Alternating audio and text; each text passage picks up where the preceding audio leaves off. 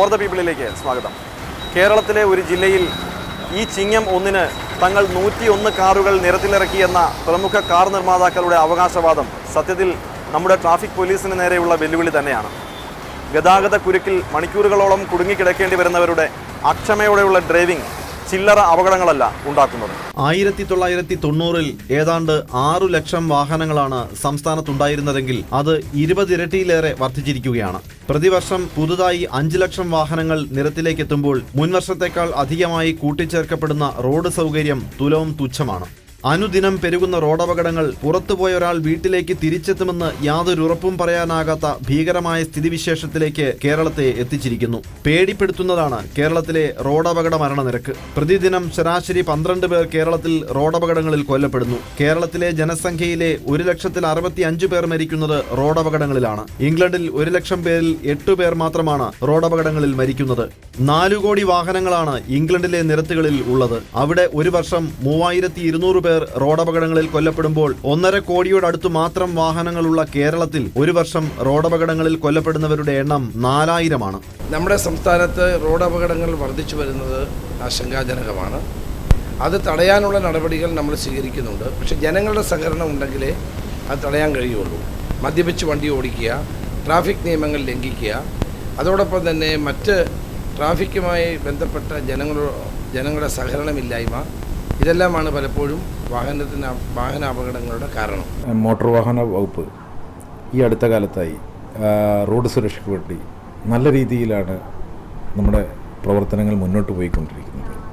പ്രത്യേകിച്ചും modern enforcement ഗാഡ്ജറ്റുകൾ ഉപയോഗിച്ചാണ് കൂടുതൽ ചെക്കിങ്ങുകളൊക്കെ നടക്കുന്നത്. ഇപ്പോൾ മണ്ണൂത്തി മഞ്ചേശ്വരം സ്ട്രെച്ചിൽ തന്നെ ഇപ്പോൾ ഏകദേശം 198ഓളം ക്യാമറ സംവിധാനങ്ങൾ ഒരുക്കിയിട്ടുണ്ട്. അപ്പോൾ ആ ഒരു ഏരിയയിൽ ഗണ്യമായ ഓവർ സ്പീഡുകളും ഒക്കെ കുറഞ്ഞതായിട്ടാണ് നമുക്ക് കാണാൻ പറ്റിയത്. കൺവെൻഷണൽ രീതിയിൽ നിന്നും മാറി ഇലക്ട്രോണിക് സംവിധാനങ്ങളോടുകൂടിയുള്ള ഒരു എൻഫോഴ്സ്മെൻറ്റ് സംവിധാനമാണ് കൂടുതൽ പ്രായോഗികം എന്നാണ് ഞങ്ങളുടെ അഭിപ്രായം. കഴിഞ്ഞ 2-3 ഇയേഴ്സിൽ നമ്മൾ നോക്കുമ്പോൾ നമുക്ക് അറിയാൻ കഴിയും ഈ traffic accident has come down. That is because of a lot of enforcement on the part of police. One is technical equipments usages, which is more useful in on the long stretch or highways, traffic violations, jumping of the traffic signals without helmet, the persons without seat belt. അങ്ങനെയുള്ള detection നമ്മുടെ ക്യാമറയിൽ എടുക്കും. അത് number note ചെയ്തിട്ട് നമ്മുടെ വീട്ടിൽ we are sending them the legal notice. Man പവറിൻ്റെ കുറച്ച് റിപ്ലേസ്മെൻറ്റ് നമുക്ക് കിട്ടിയിട്ടുണ്ട് by technology. Traffic violations enforcement നമ്മൾ പ്രത്യേകം ശ്രദ്ധിക്കുന്നുണ്ട്.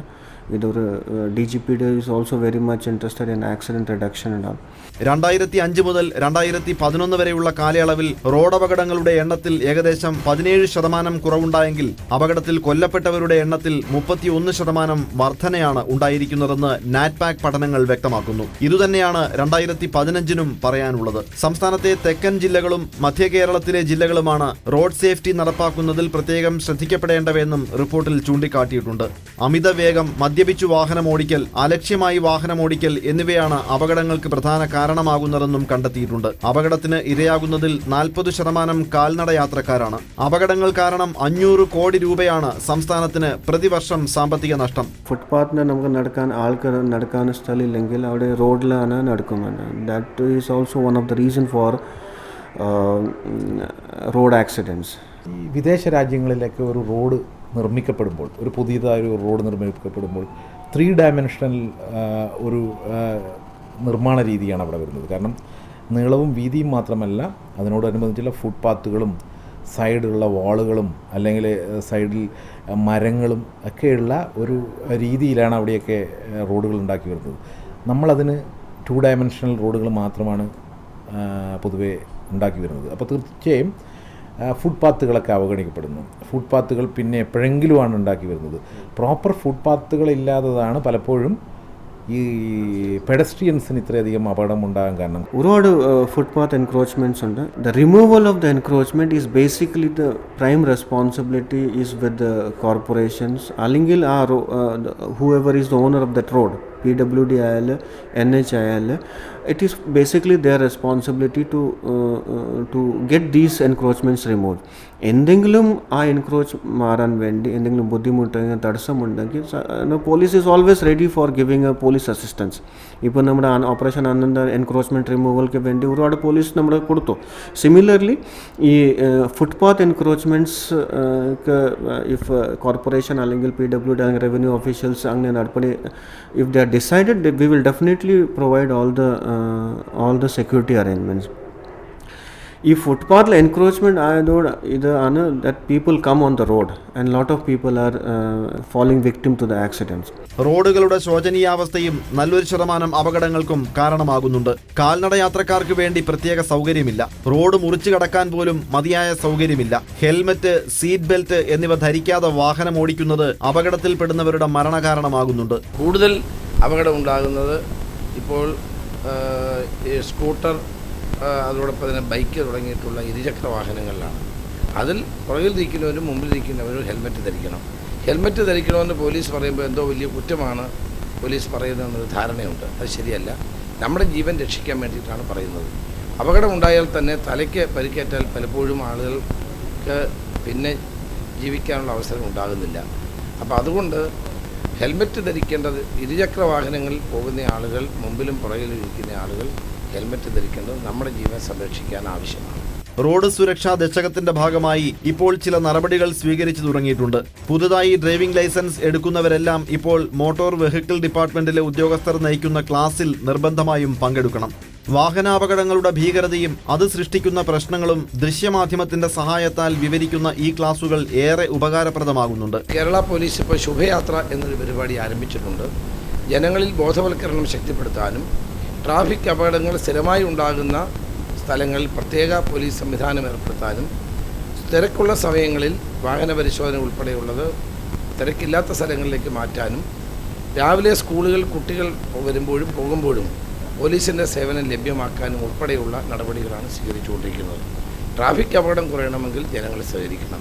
പൊതുഗതാഗത സംവിധാനം ശക്തിപ്പെടുത്തിയാൽ തന്നെ റോഡിലെത്തുന്ന സ്വകാര്യ വാഹനങ്ങളുടെ എണ്ണം ഒരു പരിധിവരെ കുറയ്ക്കാനാകും. വല്ലപ്പോഴും ആചരിക്കുന്ന ബസ് ഡേ കൊണ്ട് മാത്രം ബസ്സുകളെ ജനപ്രിയമാക്കാൻ സാധിക്കില്ല. കാറും ബൈക്കുമായി നിരത്തിലിറങ്ങുന്നവരുടെ യാത്രാ ആവശ്യങ്ങൾക്കുതകും വിധം ബസ്സുകൾ ക്രമീകരിക്കണം.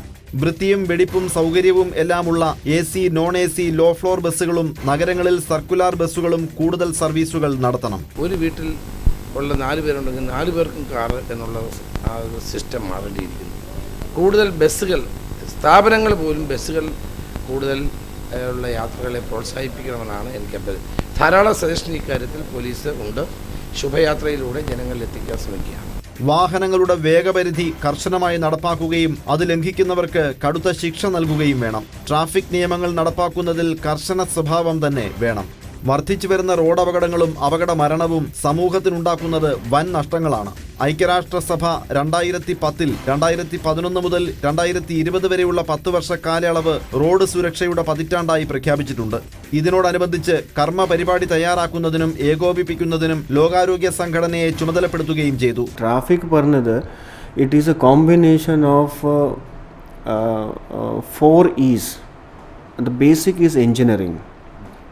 Engineering means construction of road. നമ്മുടെ റോഡ് ആക്ച്വലി പ്രോപ്പർ ഡിസൈൻ ആണോ, നമുക്ക് പോകുന്നത് ഈ വെഹിക്കിൾസ് ഇൻ്റെ നമ്പേഴ്സ് ആൻഡ് നമ്മുടെ റോഡിൻ്റെ കപ്പാസിറ്റി, എത്ര ലെയിൻ സിസ്റ്റം ഉണ്ട്, ഫുട്പാത്ത് ഉണ്ട്, അതിൻ്റെ ഒരു എൻജിനീയറിംഗ് ഭാഗമാണ്. Installation of signal lights. രണ്ടാമതാണ് എഡ്യൂക്കേഷൻ മീൻസ് എല്ലാ ജനങ്ങൾക്ക് whoever is a traffic who uses the road, who drives the vehicle, are the aware of traffic rules.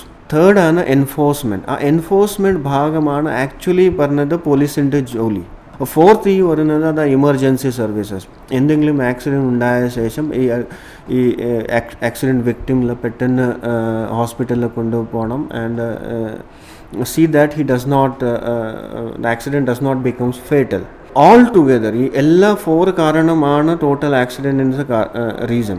Road അപകടങ്ങളും അപകട മരണങ്ങളും കുറയ്ക്കാനുള്ള ആഗോള കർമ്മ പരിപാടി 2011-ൽ ലോകാരോഗ്യ സംഘടന പുറത്തിറക്കി.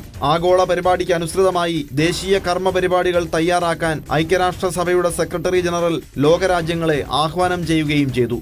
റോഡ് സുരക്ഷയുടെ ആഗോള കർമ്മ പരിപാടി 5 തലക്കെട്ടുകളിലായാണ് ലോകാരോഗ്യ സംഘടന ക്രമീകരിച്ചത്.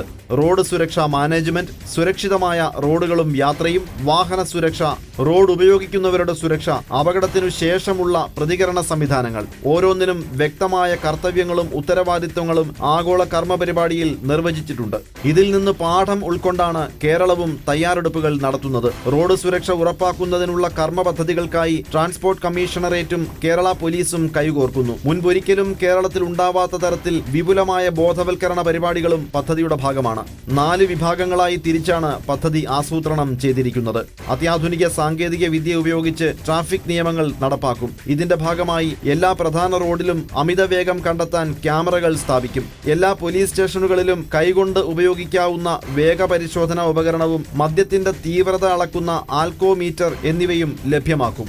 ട്രാഫിക് പിഴ വിവിധ പൊതുമേഖലാ ബാങ്കുകൾ വഴി സ്വീകരിക്കും. പിഴയൊടുക്കാൻ ക്രെഡിറ്റ് ഡെബിറ്റ് കാർഡ് സംവിധാനം കൊണ്ടുവരും. ഹെൽമറ്റ് നിയമം കർശനമാക്കും. മദ്യപിച്ച് വാഹനം ഓടിക്കുന്നവരെ കർശന നിയമ നടപടിക്ക് വിധേയരാക്കും. കേരളത്തിൽ മുഴുവൻ ചെക്കിങ് വളരെ ശക്തമാക്കാനുള്ള നിർദ്ദേശം കൊടുത്തിട്ടുണ്ട്. അതുപോലെ തന്നെ ഡ്രങ്കൺ ഡ്രൈവിംഗ് അത് പിടിച്ചു കഴിഞ്ഞാൽ പോലീസുമായി ചേർന്ന് പ്രോസിക്യൂഷൻ നടപടികൾ ഏർപ്പെടുത്താൻ വേണ്ടിയാണ് പറഞ്ഞിട്ടുള്ളത്. അതുപോലെ തന്നെ പാരലായി ലൈസൻസ് സസ്പെൻഡ് ചെയ്യപ്പെടും. 6 മാസത്തേക്ക് ലൈസൻസ് സസ്പെൻഡ് ചെയ്യും. വീണ്ടും പിടിക്കപ്പെടുകയാണെങ്കിൽ 1 കൊല്ലത്തേക്കും, 3ാമത്തെ പ്രാവശ്യം പിടിക്കുകയാണെങ്കിൽ ലൈസൻസ് ക്യാൻസൽ ചെയ്യാനാണ് നിർദ്ദേശങ്ങൾ കൊടുത്തിട്ടുള്ളത്. ട്രാഫിക് നിർദ്ദേശങ്ങൾ നൽകുന്നതിനും പരാതി സ്വീകരിക്കുന്നതിനും ഫേസ്ബുക്ക് അക്കൗണ്ട്, പരാതി, ചിത്രങ്ങൾ, വീഡിയോ എന്നിവ അയക്കാൻ പ്രത്യേക വാട്സപ്പ് നമ്പർ, സംസ്ഥാനത്താകെ 1099 ട്രാഫിക് ഹെൽപ്പ് ലൈനുകൾ, ഗതാഗത കുരുക്ക് സംബന്ധിച്ച വിവരം FM റേഡിയോ വഴി നൽകുക, ബോധവൽക്കരണത്തിന് വേണ്ടി ഹ്രസ്വമായ വാർത്താക്കുറിപ്പുകൾ ഇറക്കുക തുടങ്ങിയവയെല്ലാം ട്രാൻസ്പോർട്ട് കമ്മീഷണറേറ്റിന്റെയും കേരള പോലീസിന്റെയും സംയുക്ത കർമ്മ പദ്ധതിയുടെ ഭാഗമാണ്. ഗതാഗത സുരക്ഷയ്ക്കുള്ള മികച്ച സേവനത്തിന് ബാഡ്ജ് ഓഫ് ഓണർ സമ്മാനിക്കും. അപകടത്തിന് ഇരയാകുന്നവരെ സഹായിക്കാൻ ജനങ്ങളെ പ്രോത്സാഹിപ്പിക്കും. ഇതിനായി സോഫ്റ്റ് പദ്ധതി ആസൂത്രണം ചെയ്യും. അപകടത്തിൽപ്പെടുന്നവരുടെ കുടുംബങ്ങളെ ജനപങ്കാളിത്തത്തോടെ പുനരധിവസിപ്പിക്കും. ട്രാഫിക് ബ്രാൻഡ് അംബാസഡർമാരെ നിയമിക്കും. വാഹനങ്ങളിൽ ട്രാഫിക് നിർദ്ദേശ സ്റ്റിക്കർ പതിക്കും. ഇങ്ങനെ ജനങ്ങളിൽ അവബോധമുണ്ടാക്കി റോഡപകടം കുറയ്ക്കാനാണ് പോലീസിന്റെ നീക്കം. ഇത് ഫലം കാണുമെന്ന പ്രതീക്ഷയും ഏറെയാണ്. കാരണം ഗതാഗത കമ്മീഷണറായിരുന്ന പ്രവർത്തന പരിചയവുമായാണ് DGP സെൻകുമാർ കേരള പോലീസിനെ ഇതിന് തയ്യാറാക്കുന്നത്. അതുകൊണ്ട് തന്നെ കുറ്റവും കുറവും തിരിച്ചറിയാവുന്ന DGPക്ക് ഈ വിഷയത്തിൽ കാര്യക്ഷമമായി ഇടപെടാൻ കഴിയുമെന്ന പ്രതീക്ഷയാണ് ഞങ്ങൾ പങ്കുവയ്ക്കുന്നത്. ലൈസൻസ് ഞങ്ങൾ സെൻട്രൽ ഡാറ്റാബേസിലേക്ക് മാറാൻ പോവുകയാണ്. ഇപ്പം സ്റ്റേറ്റ് ഓരോ ഓഫീസുകളുടെയും ഇൻഡിവിജ്വൽ സെർവറുകളിലാണ് നമ്മുടെ ലൈസൻസ് സിസ്റ്റം ഉള്ളത്. പണ്ടത്തിൽ നിന്നും വ്യത്യസ്തമായി ഈ കമ്പ്യൂട്ടറൈസേഷൻ വന്നപ്പോൾ തന്നെ ലൈസൻസിന് പ്രാധാന്യം കൂടി. കാരണം പണ്ട് കാലങ്ങളിൽ ബുക്ക് ലൈസൻസ് ഉള്ള ഒരാൾക്ക് സസ്പെൻഡ് ചെയ്ത് കഴിഞ്ഞാൽ തൊട്ടടുത്ത ഓഫീസുകളിൽ പോയി മറ്റൊരു ലൈസൻസ് എടുക്കാൻ പറ്റുമായിരുന്നു. ഇപ്പോൾ അത് പറ്റില്ല.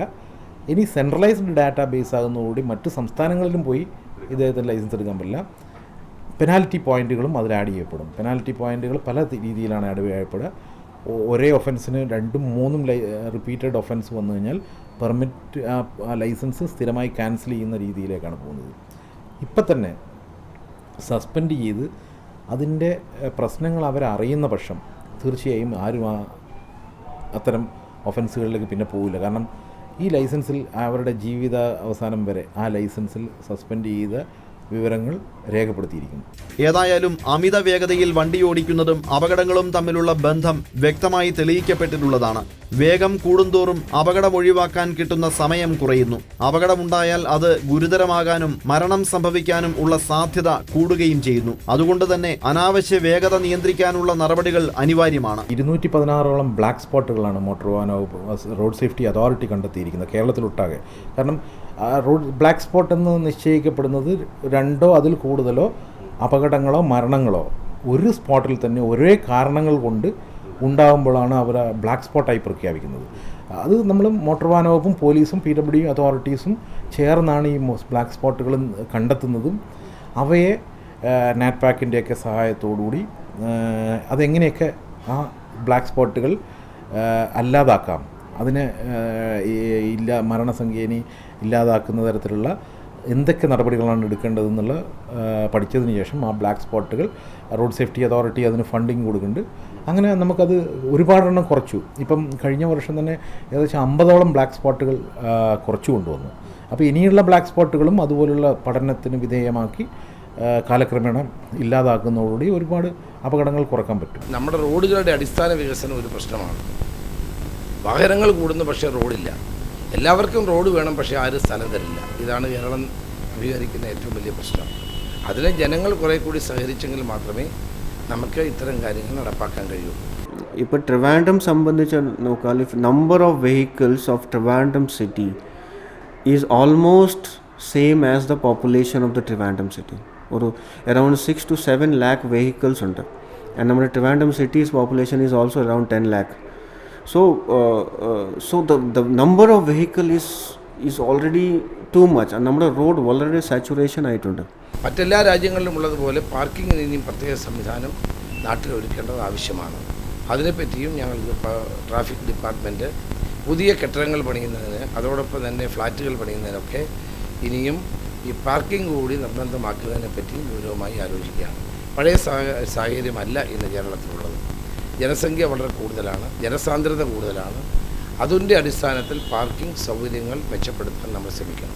യാത്രക്കാരന്റെ സുരക്ഷയ്ക്കുള്ള പല സംവിധാനങ്ങളും ആധുനിക വാഹനങ്ങളിൽ ഉണ്ട്. എന്നിരുന്നാലും പഠനങ്ങൾ സൂചിപ്പിക്കുന്നത് 90% അപകടങ്ങളും ഡ്രൈവറുടെ അശ്രദ്ധ കൊണ്ട് ഉണ്ടാകുന്നു എന്നാണ്. റോഡും കാലാവസ്ഥയും എല്ലാം അപകടമുണ്ടാക്കാമെങ്കിലും അതറിഞ്ഞു പ്രവർത്തിക്കുന്ന ഡ്രൈവർക്ക് അപകടം കുറയ്ക്കാൻ പറ്റും. നല്ലൊരു എഫക്റ്റീവ് എൻഫോഴ്സ്മെൻറ്റ് ഈ മേഖലയിൽ വേണമെങ്കിൽ മോട്ടോർ വാഹന വകുപ്പ് മാത്രം വിചാരിച്ചാൽ പോരാ. കാരണം നമ്മൾക്കറിയാം, ഇപ്പോൾ ഏകദേശം 85-90 ലക്ഷം വാഹനങ്ങളാണ് ഇന്ന് റോഡിലോടുന്നത്. അപ്പോൾ നമ്മുടെ മോട്ടോർ വാഹന വകുപ്പ് ഉദ്യോഗസ്ഥർ ഏകദേശം 1000-ൽ കുറഞ്ഞ മോട്ടോർ വാഹന വകുപ്പ് ഉദ്യോഗസ്ഥരേ ഉള്ളൂ. പ്രത്യേകിച്ചും അതിൽ ഒരു ഭൂരിഭാഗം ജോലി വരുന്നത് രജിസ്ട്രേഷൻ, ലൈസൻസ് ഇവ സംബന്ധിച്ചിട്ടുള്ള ഒരുപാട് ആക്സിഡൻറ്റ് ഇൻസ്പെക്ഷൻ, അതൊക്കെ കഴിഞ്ഞ് കിട്ടുന്ന സമയങ്ങൾ മാത്രമേ എൻഫോഴ്സ്മെൻറ്റിന് ഉപയോഗിക്കാൻ പറ്റുള്ളൂ. എൻഫോഴ്സ്മെൻറ്റ് സ്ക്വാഡ് സെപ്പറേറ്റ് ഉണ്ടെങ്കിലും അതും വളരെ എണ്ണത്തിൽ കുറവാണ്. അപ്പോൾ തീർച്ചയായും പോലീസിൻ്റെ കൂടി വളരെ അധികം സപ്പോർട്ട് ഉണ്ടെങ്കിൽ മാത്രമേ ഈ കാര്യത്തിൽ വളരെ ഒരു മുന്നോട്ട് പോകാൻ പറ്റുള്ളൂ. നമ്മുടെ DGP എല്ലാ സപ്പോർട്ടും ഞങ്ങൾക്ക് തരുന്നുണ്ട്. ഇപ്പോൾ പല സ്ഥലങ്ങളിലും ഞങ്ങൾ കമ്പൈൻഡായിട്ടുള്ള ചെക്കിംഗ് ആണ് ഇപ്പോൾ നടന്നു വരുന്നത്. നല്ലൊരു വിജയമാണ് പോലീസും മോട്ടോർ വാഹന വകുപ്പും കമ്പൈൻ ചെക്കിങ്ങിലൂടെ നടത്തുമ്പോഴുണ്ടാകുന്ന അനുഭവം. പ്രതിരോധിച്ചുള്ള വാഹനമോടിക്കൽ അഥവാ ഡിഫൻസീവ് ഡ്രൈവിംഗ് ആയിരിക്കണം ഒരു ഉത്തമ ഡ്രൈവർ സ്വീകരിക്കേണ്ട മാതൃക. അതായത് നമുക്ക് ചുറ്റും അപകട സാധ്യതകൾ ഉണ്ടെന്നും അത് മനസ്സിലാക്കി വാഹനമോടിച്ചാൽ അപകടം ഒഴിവാക്കാം എന്നുമുള്ള ബോധം. അതാണ് ഡിഫൻസീവ് ഡ്രൈവിംഗിന്റെ അടിസ്ഥാന തത്വം. സുപ്രീം കോടതി നിയോഗിച്ച ജസ്റ്റിസ് രാധാകൃഷ്ണൻ സാറ് ചെയർമാനായിക്കൊണ്ടുള്ള ഒരു റോഡ് സേഫ്റ്റി അതോറിറ്റി കമ്മിറ്റി ഉണ്ട് ഡൽഹിയിൽ. അവരുടെ നിർദ്ദേശം ഈ അടുത്ത ദിവസത്ത് വന്നിട്ടുണ്ട്. സസ്പെൻഷൻ പോലുള്ള ലൈസൻസ് സസ്പെൻഷൻ പോലുള്ള കാര്യങ്ങൾ കൂടുതൽ കർശനമാക്കാനാണ് വന്നിരിക്കുന്ന നിർദ്ദേശം. ഇപ്പോൾ നമ്മൾ പലപ്പോഴും പെനാൽറ്റി അടപ്പിച്ചിട്ടാണ് സാധാരണ വിടാറ്. പലപ്പോഴും പെനാൽറ്റി വളരെ തുച്ഛമാണ്. ഇപ്പം ഹെൽമെറ്റ് ഇല്ലാതെ 100 രൂപ, ഒരു ഓവർ സ്പീഡിന് 300 രൂപ, ഡേഞ്ചറസ് ഡ്രൈവിങ്ങിന് 1000 രൂപ, ലൈസൻസ് ഇല്ലാതെ ഓടിച്ചാൽ തന്നെ 1500 രൂപ. ഇവയൊക്കെയാണ് പെനാൽറ്റി. ഇപ്പോഴത്തെ കാലത്ത് അതൊന്നും ഒരു വലിയൊരു എമൗണ്ട് അല്ല. പക്ഷേ നമ്മൾ കണ്ടെത്തിയത്, നമ്മൾ ഈ അടുത്ത കാലത്തായി സസ്പെൻഷൻ ഒരുപാട് നടത്തിയിരുന്നു. ആ സസ്പെൻഷൻ ചെയ്യപ്പെട്ട ലൈസൻസ് ഉള്ളവർ പലപ്പോഴും വളരെ ശ്രദ്ധയോടുകൂടി റോഡ് പിന്നെ അത് ആവർത്തിക്കാതിരിക്കാൻ പലപ്പോഴും ശ്രമിക്കുന്നതായി ഞങ്ങൾക്ക് മനസ്സിലായിട്ടുണ്ട്. സസ്പെൻഷൻ, ലൈസൻസ് സസ്പെൻഷൻ അല്ലെ റിവോക്ക് ചെയ്യുക, ഇവയാണ് ഏറ്റവും ഉത്തമമായ ശിക്ഷാ നടപടികളെന്നാണ് ഞങ്ങൾക്ക് വിശ്വാസം. അതുകൊണ്ട് ഞങ്ങളിപ്പം എല്ലാ എൻഫോഴ്സ്മെൻറ്റ് ഉദ്യോഗസ്ഥർക്കും കേരളത്തിൽ നിർദ്ദേശം നൽകിയിട്ടുണ്ട്, കൂടുതൽ ശക്തമായ രീതിയിൽ അവ നടപ്പിലാക്കാൻ വേണ്ടി. ഡ്രൈവർ ഇല്ലാത്ത വാഹനങ്ങൾ ഇപ്പോൾ പരീക്ഷണശാലയിലാണ്. 2020ഓടെ വികസിത രാജ്യങ്ങളിൽ ആകെ വാഹന സാന്ദ്രതയുടെ പകുതിയും ഡ്രൈവർ ഇല്ലാത്ത വാഹനങ്ങൾ ആയിരിക്കും എന്നാണ് കണക്കുകൂട്ടൽ. അങ്ങനെ റോഡപകടങ്ങൾ കാര്യമായി കുറയ്ക്കാൻ കഴിയും എന്നാണ് സുരക്ഷാ വിദഗ്ധർ പ്രതീക്ഷിക്കുന്നത്. ഏതായാലും ഗതാഗത നിയമങ്ങളുടെ കർശന പരിപാലനത്തിലൂടെയും ആധുനിക സങ്കേതങ്ങളുടെ പിൻബലത്താലും റോഡപകടങ്ങൾ കുറയ്ക്കുവാനായി ട്രാഫിക് പോലീസിംഗ് ശക്തമാക്കുമ്പോഴും ജനങ്ങളുടെ സഹകരണക്കുറവാണ് പലപ്പോഴും വെല്ലുവിളിയാകുന്നത്. ഫോർ ദ പീപ്പിൾ വീണ്ടും അടുത്തയാഴ്ച.